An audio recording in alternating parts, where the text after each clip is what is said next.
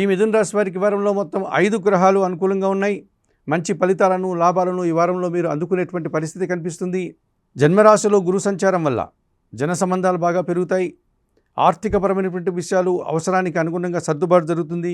విద్యా సంబంధమైనటువంటి విషయాల్లో మంచి సత్ఫలితాలను అందుకోగలుగుతారు. ద్వితీయ భావంలో బుధుడు సంచరిస్తున్నాడు. మీ మాటకు విలువ పెరుగుతుంది.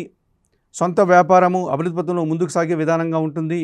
ఆర్థికపరమైనటువంటి అభివృద్ధిని కూడా మీరు సాధించుకోగలుగుతారు. తృతీయంలో కేతు సంచారం వల్ల జనసాకారం బాగా ఉంటుంది. నిరాడంబరంగానే చాలా పనులు ఈ వారంలో మీరు పూర్తి చేస్తారు. భగవంతుని ఆశీస్సులు కూడా మీకు తోడ్పడతాయి.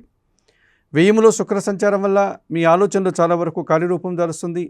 సంతానం విషయంలో కూడా శుభ పరిణామాలు చోటు చేసుకుంటున్నాయి. కుటుంబ సౌఖ్యాన్ని కూడా మీరు ఈ వారంలో అందుకోగలుగుతారు. దశమంలో శని సంచారం వల్ల పని భారం అధికమవుతుంది, శ్రమ అధికమవుతుంది. పని ఒత్తిడి కూడా అధికమయ్యేటువంటి సూచన. ప్రయాణాల్లో శ్రమ ఈ వారంలో తప్పనిసరిగా కనిపిస్తోంది. ఈ రాశి వారికి ఈ వారంలో సోమ, మంగళ, బుధ, గురువారాలు అనుకూలంగా ఉన్నాయి. దానాలు ఇచ్చేటువంటి క్రమంలో నల్ల ద్రాక్ష కానీ, నేరేడు పళ్ళను కానీ వయోవృద్ధులకు దానం చేయండి. స్తోత్ర పారాయణం విషయంలో సుందరకాండ పారాయణం చేయండి.